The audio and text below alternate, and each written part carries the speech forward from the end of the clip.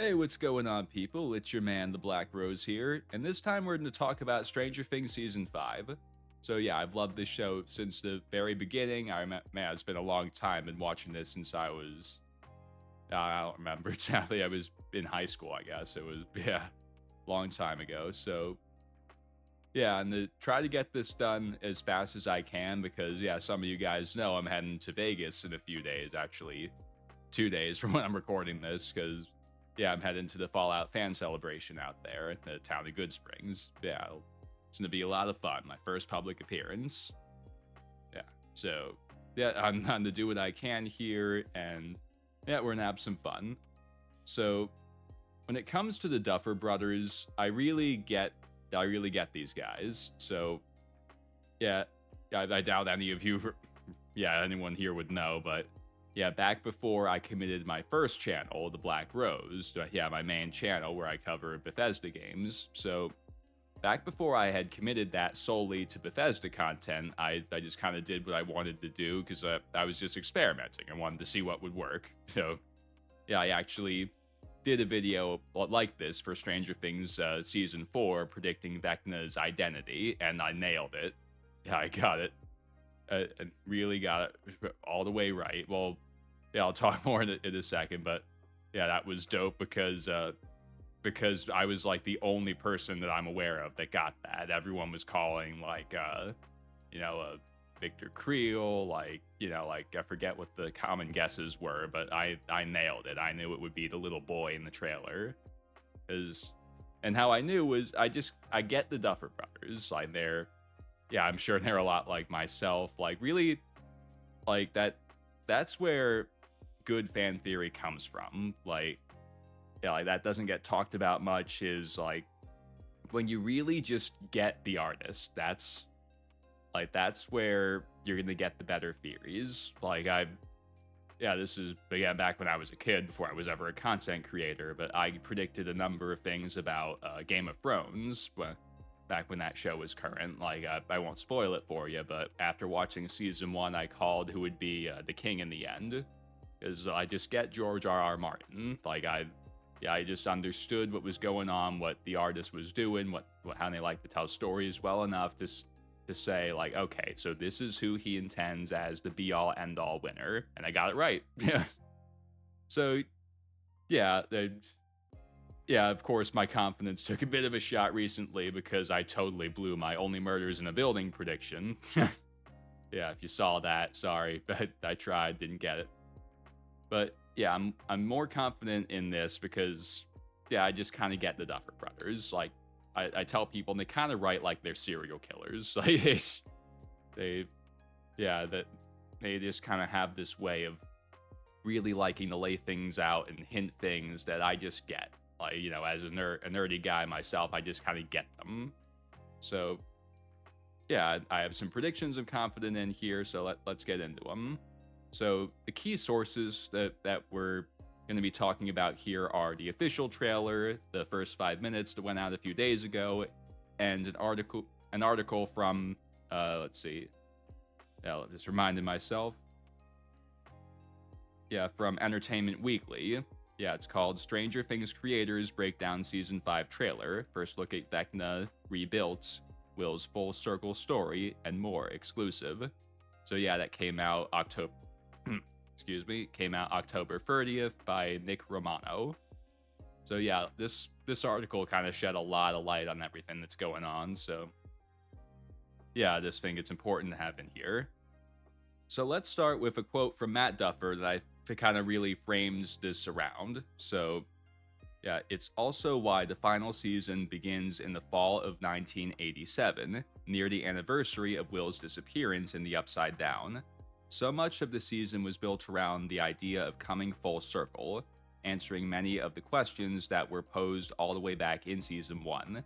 Matt continues, I think the two biggest questions that we didn't really answer in season 1 that we do answer this season is what is the Upside Down truly, and why was Will taken?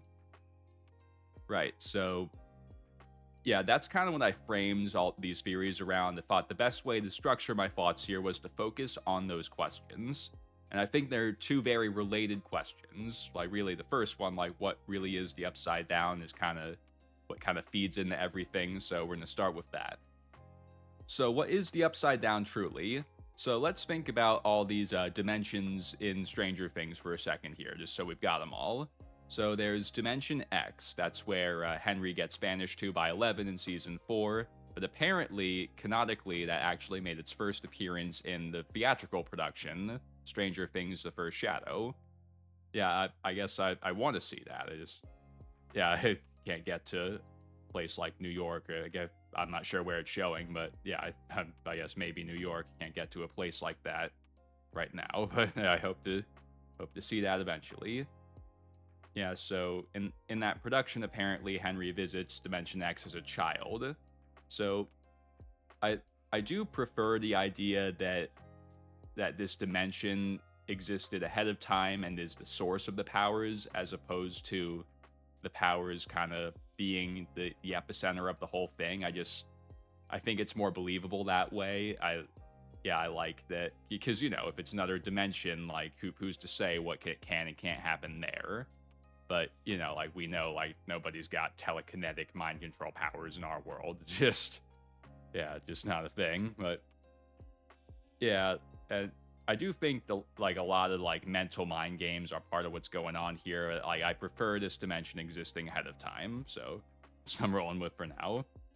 So we've also got the Upside Down, that, you know, the classic thing we've been seeing since season 1, that sort of duplicate of Hawkins that has all this, like, fleshy stuff around. You know, has the Demogorgons, other stuff.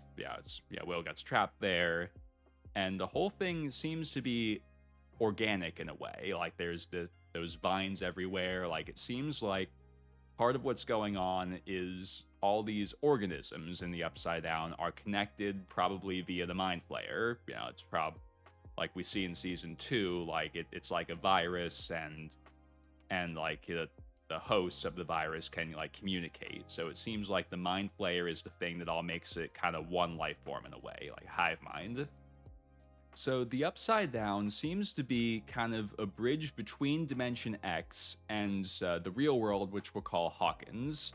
And yeah, I do believe that's the reason Vecna sort of set all this stuff in motion to create it. Like, it's what allows him to interfere with Hawkins. So yeah, it's this realm that connects these two other realms, and I think part of what makes that possible is people's minds. I think this whole concept it's based on the classic role-playing aspect of Dungeons and Dragons, those old tabletop games. Like, the idea is it's literally a world made from imagination.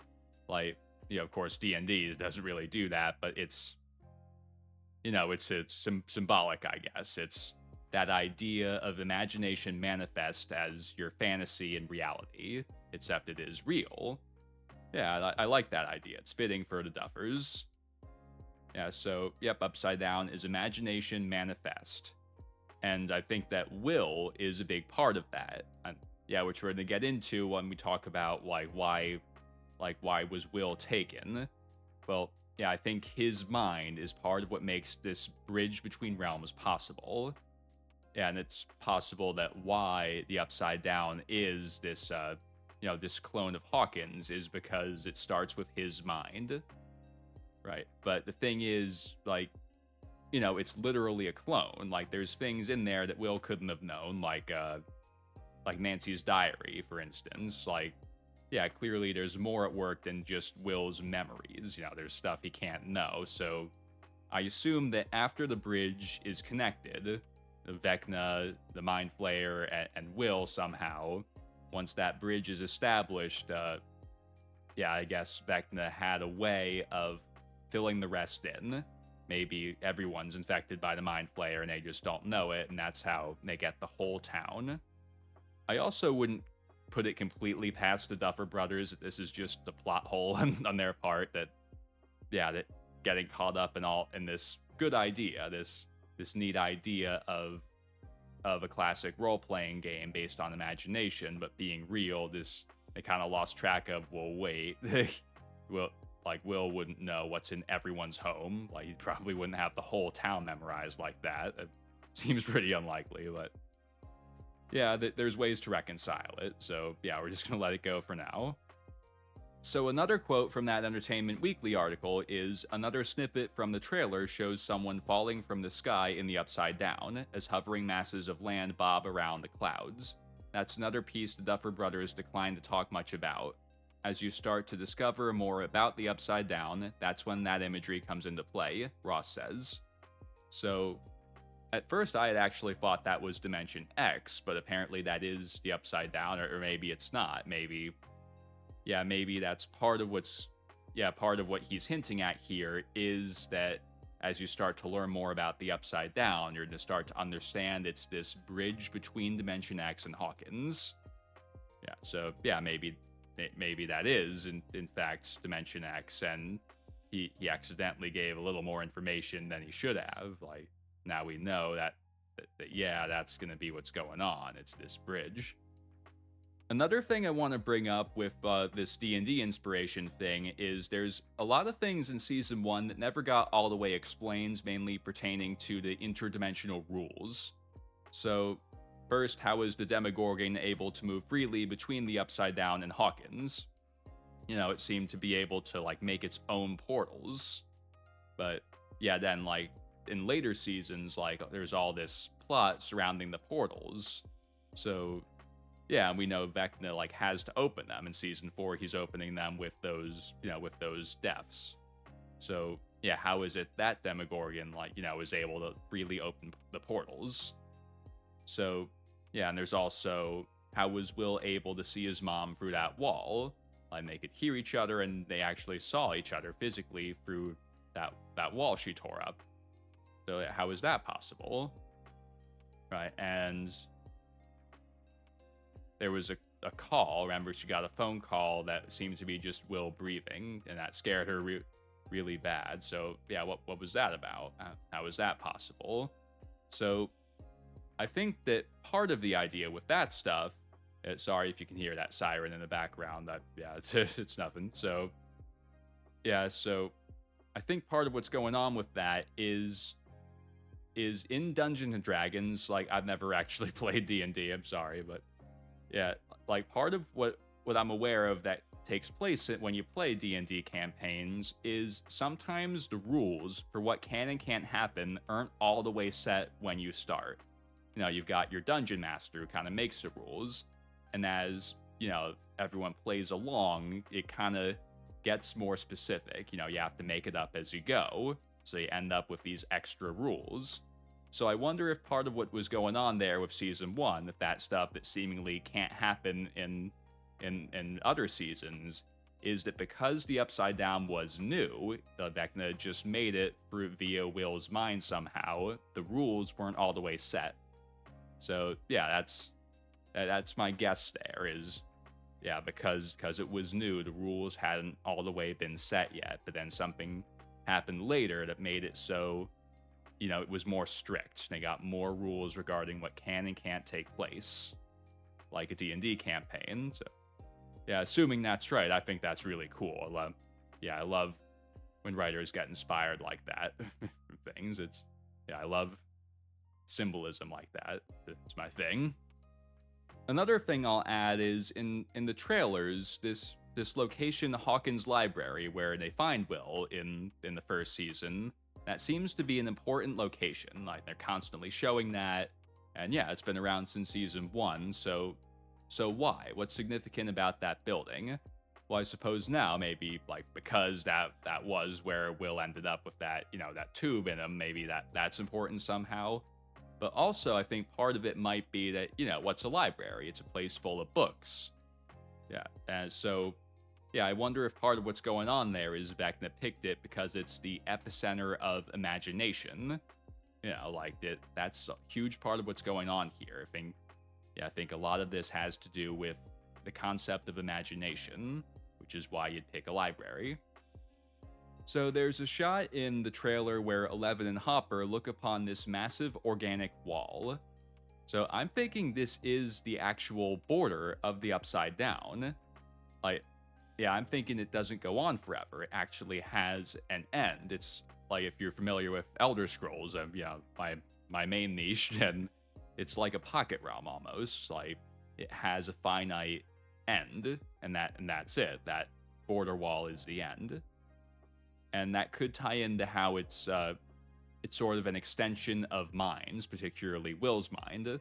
How yeah, like maybe like yeah, it's sort of like a play on the brain, how a brain's an organ. So somehow, yeah, it's like it has this living presence that connects it all, and I think that's going to play a major role in the plot. So, let's see, another quote from Entertainment Weekly: "Among the shots the Duffers don't want to say much about just yet is that red energy pulse emanating from a giant antenna. It plays a very important role on the show," Matt comments. You're not gonna see that in Volume 1 either. It's in Volume 2. So I believe what we're seeing there, like if you've seen the shot being referred to, it's like 11 seemingly is casting this massive burst of energy that starts out as that upside down red, but then turns to blue as it's about to hit that organic wall. So yeah, I think that is the climax of the finale, is what we're seeing there. I think that is 11 either taking control of the Upside Down or destroying it.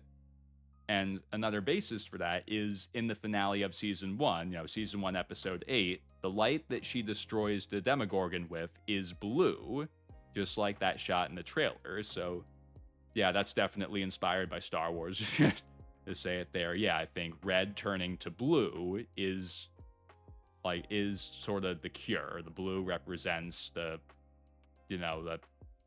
good guys winning. So let's dive more into the concept of imagination manifest. So really, this is something we know is part of the show, because sometimes these let's call them like worlds that Vecna kind of creates, and they are in people's heads. Like when he captured Max, that did seem to just be a hallucination or a vision, if you want to call it, in her head. And Will having flashes of the Upside Down in Season 2. That may actually be different, though, that he could actually be going back and forth. But the thing is, they could see him in Hawkins. So yeah, I'm gonna lean more toward that is a vision, but maybe he's in both, because the Mind Flayer did seemingly infect him with something there, though like I guess it could have happened ahead of time back when he was taken. But yeah, like again, that could tie into Will being the bridge. He can be in both places at once. All right, so now Season 1, Episode 6. Before 11 enters the sensory deprivation tank, Dr. Brenner tells her to stay in here and taps on her forehead like this. So yeah, like really, like the whole concept of those tanks is to remove external distractions so that you can look inward. So yeah, like that ties into imagination manifest.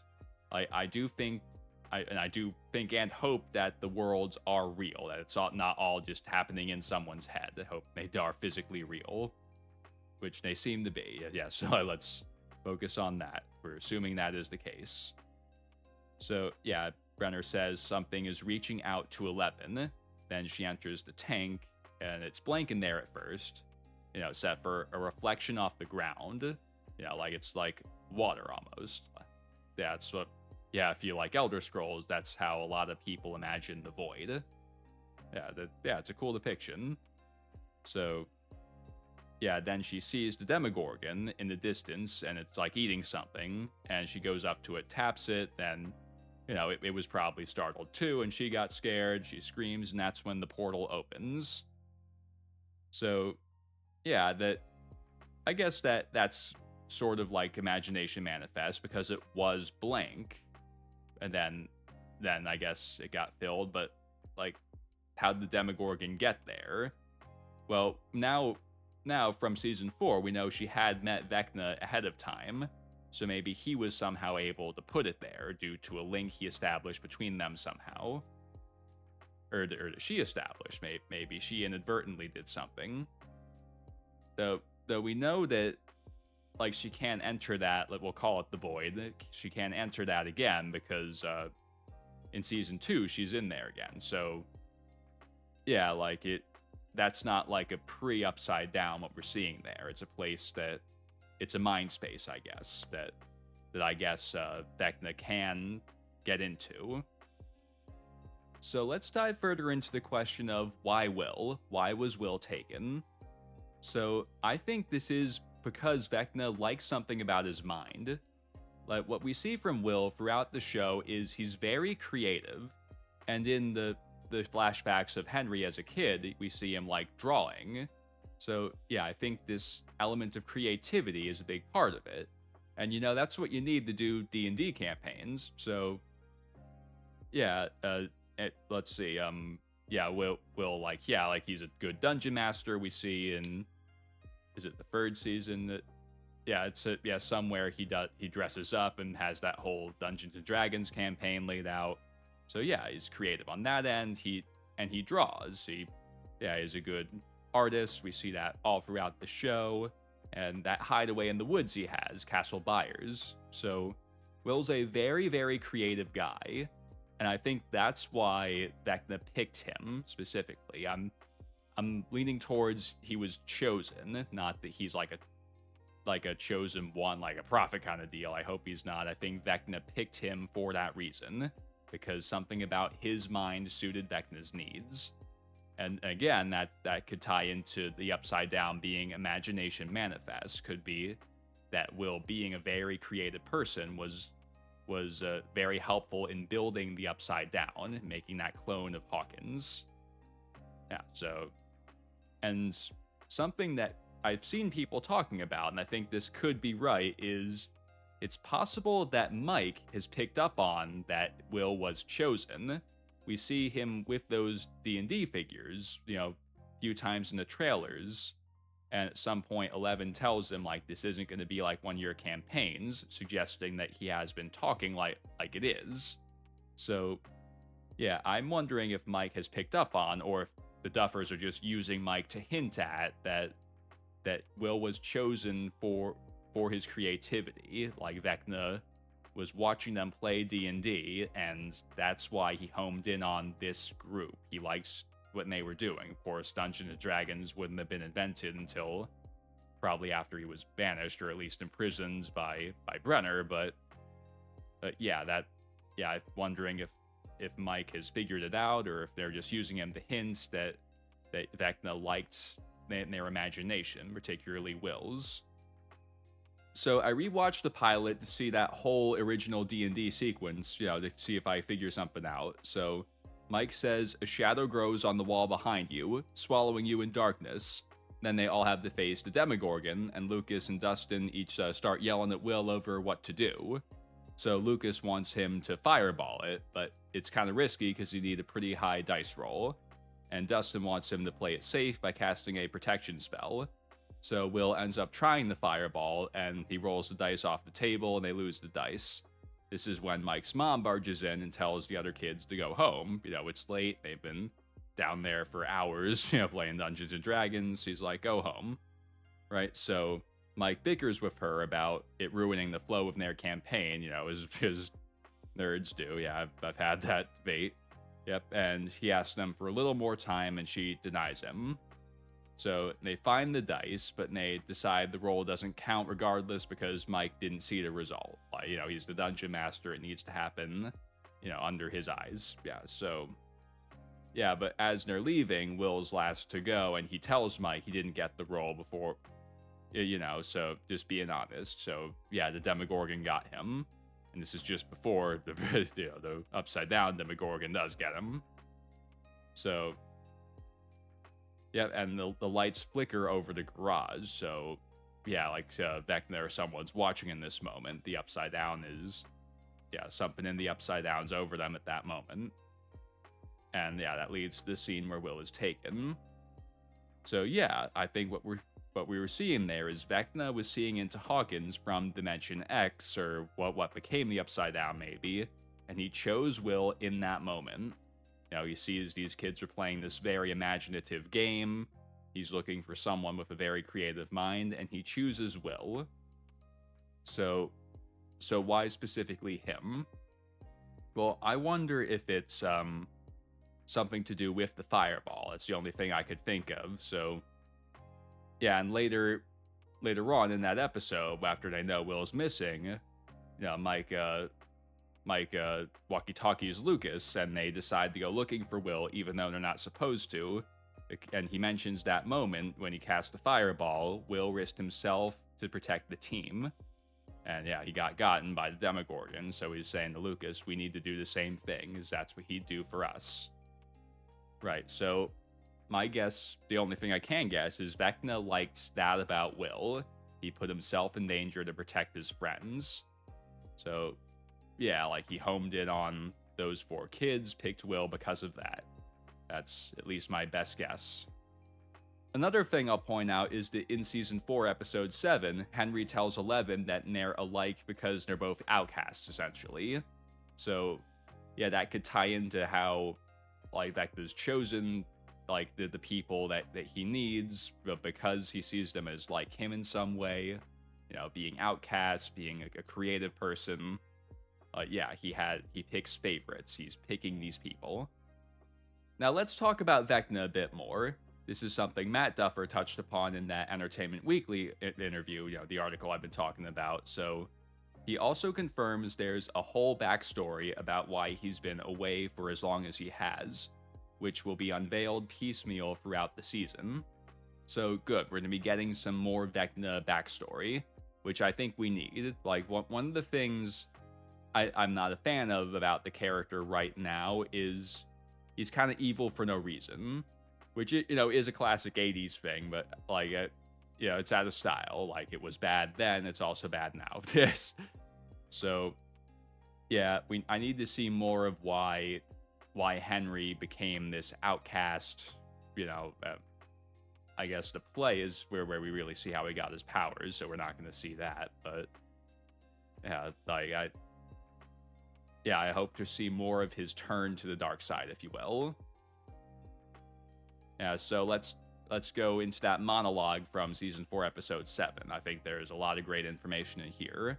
So he complains about humanity's made-up rules, society, essentially. This is a pretty frequent outcast mentality, seeing themselves as the victims of society.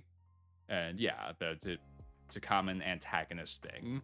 So yeah, so is the idea that rejecting these principles is somehow how he unlocks these powers.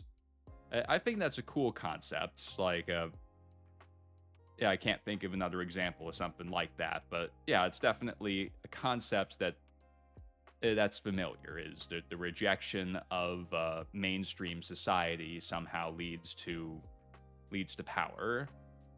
Right. So he also says his goal is to restore balance to a broken world.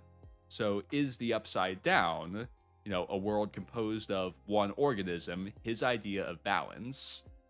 Like is his grand plan to strike out humanity's bad rules, what he doesn't like about society, by using the Mind Flayer, the Upside Down, to combine everything into one organism?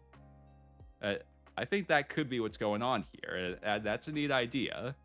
Like, people look to things like bees. Like, there's all this really interesting science about bees. Man, that honey they make, I like that stuff. Well, honey's one of my favorite foods. Yeah. Like, I remember in college one time I had ingested a certain thing sometimes people ingest in college, and yeah, I helped myself to some honey, and my friends walked in on me because I had, like, my hand stuck in a jar of honey. It was just a funny scene. Yeah, good times, man, good times.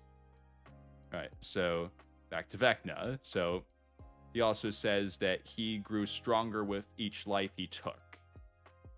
So this could tie into how Nancy says in the trailer that he feeds on suffering. He's going to drain the world of every ounce of suffering.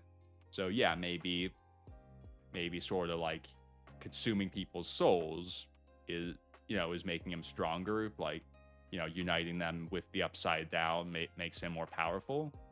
I could see that. I think that's something that could end up being true, and it seems like part of the point of this next season is Vecna's kind of unbeatable. So, like, he's this impossibly powerful being that they just don't stand a chance against. Maybe that's why, because he's claimed enough lives now, expanded the Upside Down enough that, you're not going to beat him with might. You have to outsmart him somehow, which is what I think they're going to do. That's going to be pretty cool. The Entertainment Weekly article also offers a bit of a clue about Vecna's cryptic line to Will in the trailer. It's like, you're gonna help me one last time. Yeah, something like that. So, according to Ross, the key to understanding Vecna's line to Will lies in Season 2, Episode 6, The Spy, when the buyer's boy was brought to Hawkins' laboratory for evaluation. He calls it the most important episode, teasing Will was really working, in a way, for the Mind Flayer. Now in Season 5, Ross adds, we start to learn more about what happened and what the connection is to all of this and Vecna. So I revisited this episode because, well, apparently it's the most important one. Apparently this holds some sort of secret, so I dove in, and I'll pick some things out for you to think about. So Will says to Dr. Owens, I remember they hurt me. Owens tells him back, you mean the doctors? Will says, no, the soldiers. They shouldn't have done that. It upset him. So he nods when shown the Mind Flayer, seemingly confirming this him is the Mind Flayer. So yeah, this is how we know Will is part of the organism now, and that seems to be something that either can't be reversed or hasn't been reversed yet. Like even after 11, rips the Mind Flayer dust out of him, like he can still feel its presence in later seasons. So yeah, Will is part of it. So, and after that, there is a sequence of Will staring at the soldiers, sort of intensely, and the close-up of one of their guns. So, yeah, then as a spy, he sent, a lot of those soldiers to their deaths. That whole thing was Will's, spying for the Mind Flayer. So there's something I want to point out to you about that quote I read from the Entertainment Weekly article. So at first, it opens with, Ross was saying the key to understanding Vecna's line to Will. So, the spy is the most important episode. There's some hint in there.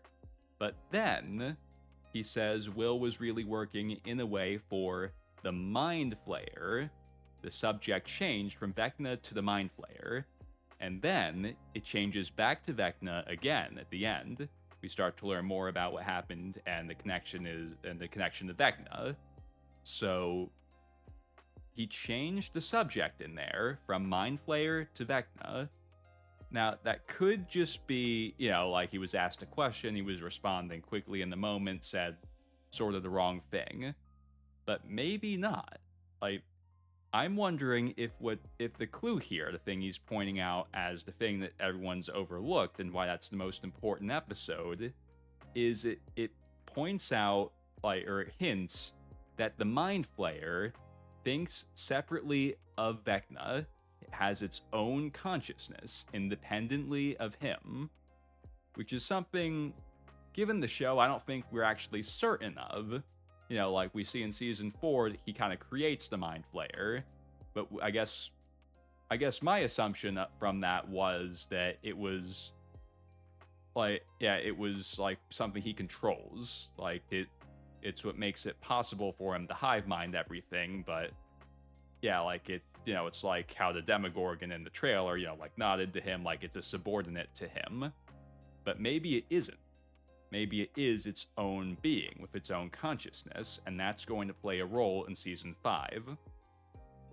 Yeah, so now with Will, that sequence, him looking at the soldiers intensely, what I'm wondering there is, was that the Mind Flayer wanting revenge? He wants, he got owied, and he wanted revenge on the soldiers.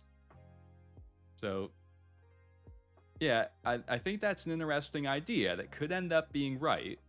And we know we're going to see the Mind Flayer. That dust and stuff was in the trailer, climbing that radio tower. So, yeah, could it be that how they're going to beat Vecna in the end is they're going to hijack the Mind Flayer, or make an alliance with it, maybe, and that's going to give them control of the Upside Down? I think that's a possibility. I think that might be what we're going to see here. And something I like about that is it would give Dart, Dustin's Demodog, a nice ending because, like there was something I noted in the finale of season 2 is there's a moment where they find Dart in the tunnel and Dustin has a bit of a bond with it, gives it some chocolates and it lets them go.